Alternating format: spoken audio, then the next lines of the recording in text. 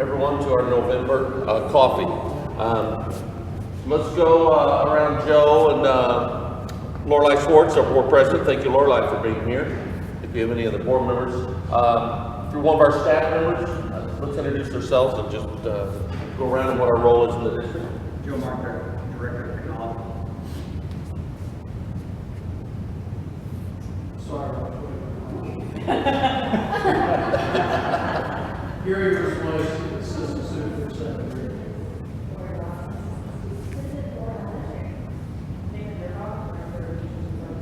Franklin Wood, Director of Facilities. Jason Hoffman, Operations and Stephanie Sackler, Backfield Coach Assistant. For the Backfield Director of Quality Improvement. Ryan Burns, Director of Communications. Ron Jewell, Assistant Director of Adult Education and Literacy Program. There we go. Okay. Well, thank you guys for being here. So we're going to give an overview. Carrie, we'll start out with Carrie's going to give us an update of construction projects at JC and Capital City. So Carrie, if you want to come up and give us an update, we'll appreciate that.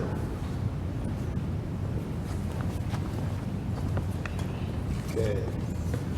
Joe, wave if I'm not loud enough. Thank you. Carrie Gamper with the Architects Alliance. Start with an update on Jefferson City High School.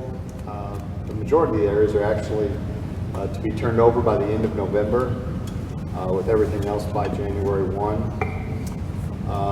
Actually, I think the last date I have is December 20th, is the very last day they're planning to still be doing construction. If that's the case, everything will be turned over ahead of schedule. The January 20th is the projected last day of work or turnover for the auxiliary gym, which is currently undergoing flooring and graphics right now. So keep that date in mind, December 20th. A lot of other areas, though, of Jeff City High School have been being turned over as they are completed. The most intensive remaining work would be the entryway, the connector, the media center, the auxiliary gym, what else? Counseling, band hall, and then not only the main entrance northward towards J.Ed Drive, but the south entrance towards Union Street. That will be opening up in that same time frame, which will be a huge difference. The bus loop drop-off at J.Ed and J Drive has had great progress. You'll see a lot of retaining walls, a lot of earthwork being moved there at the bus loop. J Tower, which is one of the main features in the renderings you've seen, is up. It's having the red panels applied to it interior. The frame is up on the roof, and it's still to receive the red panels, but that'll be exciting to see, not only installed, but then lit. Over by the Little Theater, some retaining walls were really in bad shape. The structural integrity was there, but the brick veneer was falling off. That's been re-tuck pointed, re-bricked. Welding booths in Nichols Career Center just got finished. And the interior graphics, there's virtually no interior graphics right now, except the J's right there by the cafeteria. But there's a lot of graphics still to come in the gym, some of the hallways, in the auxiliary gym. Epoxy is being installed in the sort of hardcore areas, concession stands, some of the restrooms.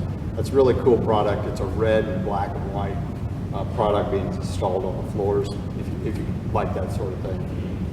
The fire department continues to check the occupancy, the construction type. What else can I tell you?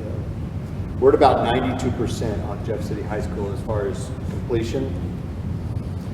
And if you run into any of these folks, tell them thank you. Local contractors include AAA Masonry, Brady's Glass, Don Schneiders, Excavating, Harold Butzer, Mechanical, Meyer Electric, Missouri Builders, Questec Constructors, and Circle Contracting. To go into Capital City High School, again, local contractors there are Harold Butzer, Imhoff Construction, Kaiser Electric, Missouri Builders, Questec, Circle, and Prost Builders. So, again, that's local firms working on site. Last month, Capital City High School spent about $2.1 million. It too continues to have areas turned over to the owner. All classrooms are now finished. Remember, we only started with about a third of the classrooms, and we've worked up to all classrooms that are turned over. They're not all occupied, but they've been turned over to the district. So admin, classroom, science, media center, kitchen and cafeteria, sped, parking, sidewalks, drives, and practice fields. A little bit of stuff still going on the practice fields, but everything else I just mentioned is finished and turned over to the owner. Remaining will be the locker rooms, main gym, auxiliary gym, training rooms, and those look great. They too will be turned over by the end of the year. It's 93% complete, again with everything scheduled by on or before January 1. Only thing missing in the gyms is the finish on the flooring and graphics on the wall. And then the practice fields, I think Gary did an inspection late yesterday of the practice fields. They're pretty muddy, but stuff's still being added to those. Looking over at, he was over there yesterday, helping us coordinate some of the final details on the baseball practice field. Any questions? Thank you. Okay, thank you, Kerry. A lot of different parts to it, but it is super exciting. I will share the date of January 12th is our open house at both JC and Capital City. JC from basically 1 to 3, 1:15 official, but 1 to 3 on January 12th, and then at Capital City from 3 to 5. So we want folks to put that on your calendar, and we're super excited about that. So along that lines, I wanted to give an update. I touched on it last month. As far as facility-wise and athletic fields. So at Capital City High School, Jeff City High School, the underlying route, we want to give all of our students the same opportunities regardless of where you go to school. And we'd shared throughout the campaign of J+C that we would be sharing competition facilities with Capital City and Jeff City, being good stewards of patrons' money, but that we did have phase 2 plans down the road for Capital City and JC as well. So just kind of where we are with that. We have an outdoor facilities focus group and looking at talking with our coaches of what would that look like. So the continuing to, we have practice facilities that Kerry touched on. We've had a lot of questions of when are we going to start having games at Capital City? Like, why didn't you finish that? Reminding folks that we did share throughout the campaign, we would be sharing facilities, but we did have plans down the road. Folks get antsy, we understand that. That's exciting as we work through that. So having a phase 2, which would include, I'll back up, when the Capital City is finished, we will have tennis. The tennis courts will be finished for competition at Capital City. The baseball, softball fields will be finished as in for practice. It will not be for competition. When you have at dugouts, the bleachers, etc., that's a part of the phase 2, but they will be able to practice. They've laid the sod. It's turf on the infield, and I believe they will be able to use that this spring for baseball practice, but not for competition with baseball, softball. Soccer, track, football, the soccer field's finished, the football field is finished as far as a practice facility, but for competition, that's a part of phase 2. So the phase 2 at Jeff City, we want to have the same opportunities at Jefferson City. We want to be on the same campus.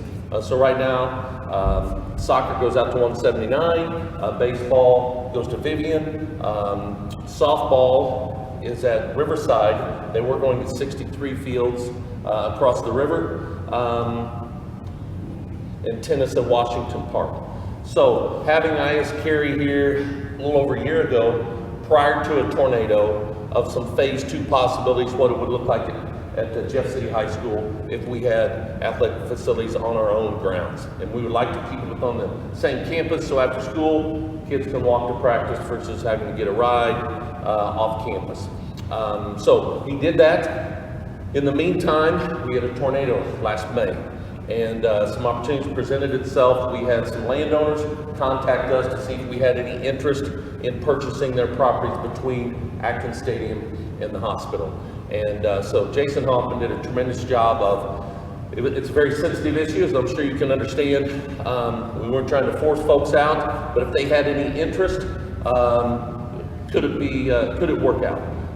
So Jason has worked through talking with some homeowners, some landowners, homeowners, and we purchased some of those properties. So we have some phase 2 renderings of possibilities between Atkins Stadium and the hospital that could be a part of phase 2 at JC, but we don't own enough of those properties now to be able to do that right now. So I've shared whether it's 3 weeks, 3 months, 3 years, 33 years, we are looking at those as possibilities, and we've worked through our athletic facilities focus group on what those possibilities would look like. So we're working through that as well as with Capital City for phase 2. So any questions or comments or anything else high level I need to add on that? Jason, Gary, anybody else on that, or any questions on that? The underlying is we want all of our students to have the same opportunities. If you go to JC or Capital City, you're going to have the same opportunities. So that's what's guiding us throughout this process with that.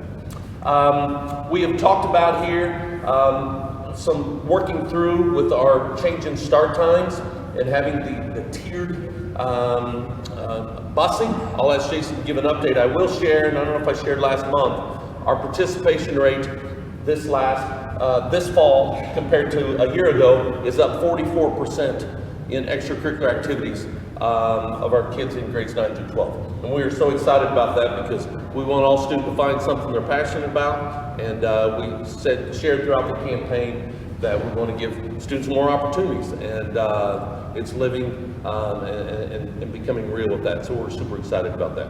Jason, would you come give an update just as kind of where we are with our buses and some things that we know we're continuing to evolve and get better? If you would address that, Jason, I'd appreciate it. Sure. So we're trying to get better at everything we do, but transportation is an area we know we have a lot of room we can get better. A couple things that we're doing with transportation. Our contract with First Student is up at the end of this year, so we're actually out for bid now. Frank put together an RFP. We had a mandatory pre-bid meeting last week, Frank, and we had 5 companies show up to the mandatory pre-bid meeting, so I think there's going to be interest in our location. So we'll be getting those bids and working through that in the month of December.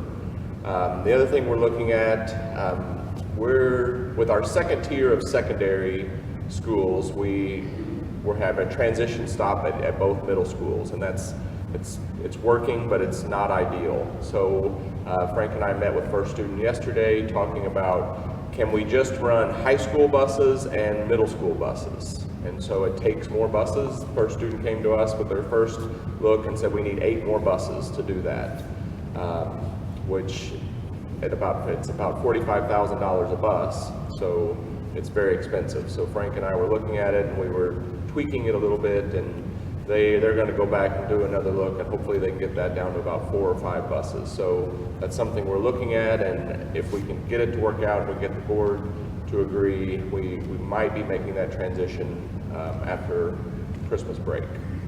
So exciting things happening there. Any questions? Okay, thank you, Jason. Wanted to touch on, so I touched on with the phase 2 on the, as Carrie gave an update on Capital City and JC and the athletic facilities. We have a larger issue. When I got here, we had K through 12 space needs. And we have our middle schools that are overcrowded, we have elementary schools that are overcrowded, and what would it look like of the 9 through 12 we addressed with Capital City High School. So we still have K through 8 space needs. We brought in some trailers this year at Thomas Jefferson. We're meeting with our staff at each of our buildings. Lawson is requesting a trailer for next year at their school.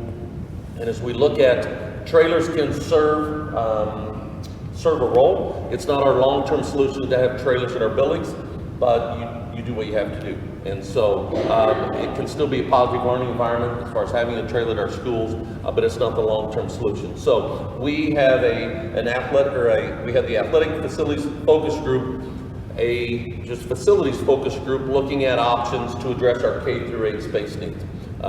Jason and Brenda, I believe a week from Monday at our November board meeting, will give an update of kind of some of the findings from that. They have met 8 times and looked at how could we address the K through 8 space needs and what would that look like.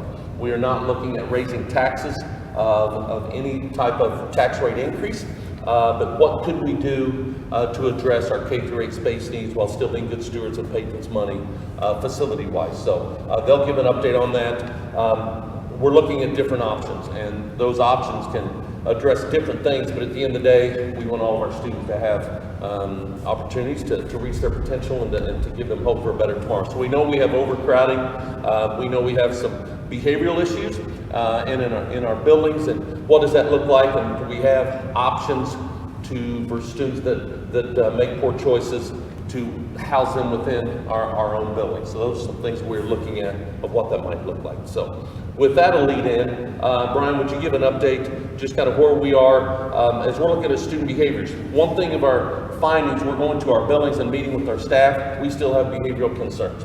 And we still have students that do not make the best choices. And where's the fine line of how we hold them accountable? Hopefully they learn a lesson, but helping them be successful and giving them hope. We have many of our students with, our poverty rate this year is over 60% for the first time. And that number continues to rise. What does that look like and how we address that? So, Brian, would you kind of give an overview with our behaviors?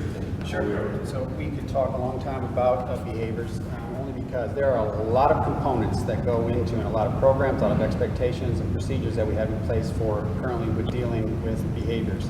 But let me give you just kind of 3 overriding premises that we have that we believe are critically important to the success of our district in terms of managing our students. And what they are is we believe that relationships are important, that student-teacher relationships matter, that they make a difference because students are willing to work for teachers that they know and understand and believe in and respect. We believe that on a daily basis we need to have kids engaged in rigorous and intentional instruction that means something to them. And we believe it's important for our staff to have ongoing dialogue, communication with moms and dads. We believe that if those 3 things are done with fidelity and done well, 95 to 98% of our students, they respond really well to that. They really do. We then have just a very small population who struggle with that, and they come to us with challenges. And as we see the poverty rate go up, we notice more and more students. We know that we have students that misbehave, they make bad choices. What we have to do is decide, obviously you have to have consequences on one end, and you also have to love on them, support them, and help them on the other side. The struggle that we constantly have is, where is that line in between the consequences, hold them accountable, and let's help them get better? And that is always the point of contention with folks, because you usually have people who old school believe consequences, it's all taste, because that's all I got. I was told to do it and I did it. And those who believe, well, we're being too hard on kids, we need to start loving on them and supporting them. So we are always trying to fall within that realm of where do we work with kids to hold them accountable, or let's support them, because at the end of the day our job is to help them get better and help them be productive citizens. And so we are always working within that scope, working with them. So we do believe in those three components, and Dr. Lithcomb has spoken many times with our staff about those 3 things being critically important. And we have an expectation that our staff will maintain communication and have good, solid instruction in the classroom on a daily basis, and build relationships. Greet them every morning. Greet them when they get to your classroom, and engage in conversation with them. And our staff are doing that. We're getting better.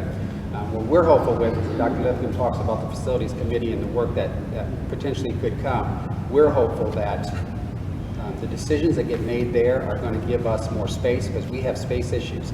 And anytime you have to provide additional services to kids, you need space to do that. And space is limited in our K-8. So we're hopeful that we're going to have more opportunity once the decisions are made with facilities. So, any questions about that? Okay, thank you, Brian. So, as we talk about behaviors, we're going to our buildings. What we're doing is rounding with Larry. So we go to each of our schools and we meet with our staff. We're doing 1 school a week on average. We have 18 schools, And so we go in front of our staff with 36 weeks in the school year. We're going once here in the fall and once in the spring. We went to Thomas Jefferson Middle School yesterday. We meet with our staff, our teachers, and we have large Post-it notes. And we give them small Post-it notes to go up there and put on these large Post-it notes. What's going well in our building, in our district? What changes do we need to make? Where can we improve as either the building or district-wide? 3, what questions do they have for the superintendent? And 4, what would they do if they were superintendent? So they can do that anonymously. Then we go through every single Post-it note. And it has been really, at times it's been extremely emotional, at times it's been very passionate, but we're putting ourselves out there to, hey, we want to get better. The only way we can get better is if we are stronger together, and what that looks like. So trying to work through that, and what are some of the findings. So one of the things that have came from that is, what does what's on our teachers' plates? You ask any teacher in America if their plates are full, not one teacher in America would say, I've got a lot of free time. And I don't know why even this job, I can't believe they pay me this amount of money for all the free time that I have. No teacher in America would say that. We all know that. But how can we look at, I think our staff would say, not only our plates are full, we're a little bit outside of that. And you look through the lens of how you see things.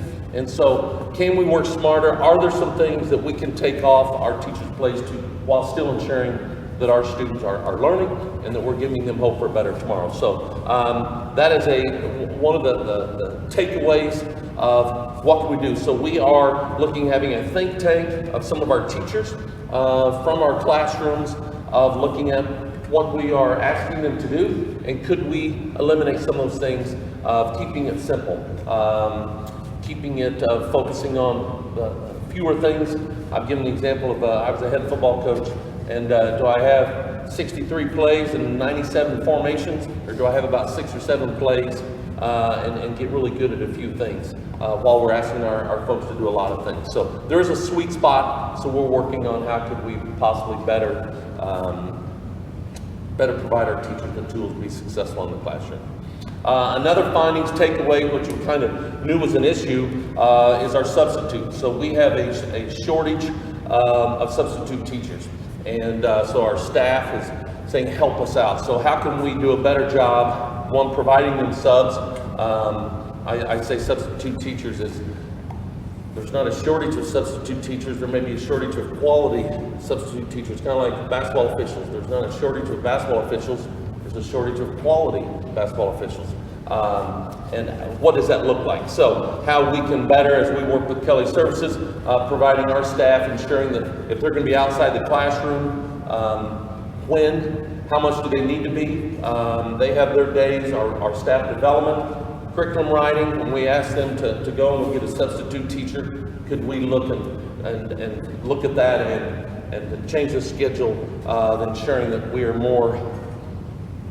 we schedule that better versus having all at one time when we're asking for a lot of subs. So that's an area that we know, at the end of the day, nothing is better than having that classroom teacher in front of our kids to ensure a positive learning environment. And that can be altered if you have a substitute teacher. We appreciate our subs, but it's just still not quite the same as far as having our classroom teachers in the classroom.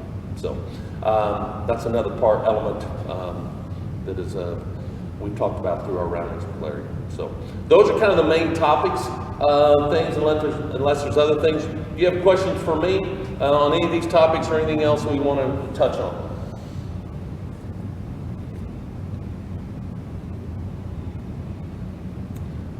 Okay, our folks will stay around. We introduce ourselves at the beginning, and we'll stay around here. And if you got questions, I won't say make yourself at home, as far as we just assume you're not walk around the entire building here, but we got coffee, and we'd be more than happy to talk school happenings of any kind, and appreciate you guys coming. So you guys have a great day, and please stay around and mingle if you're available. So thank you guys. Hey, Michael.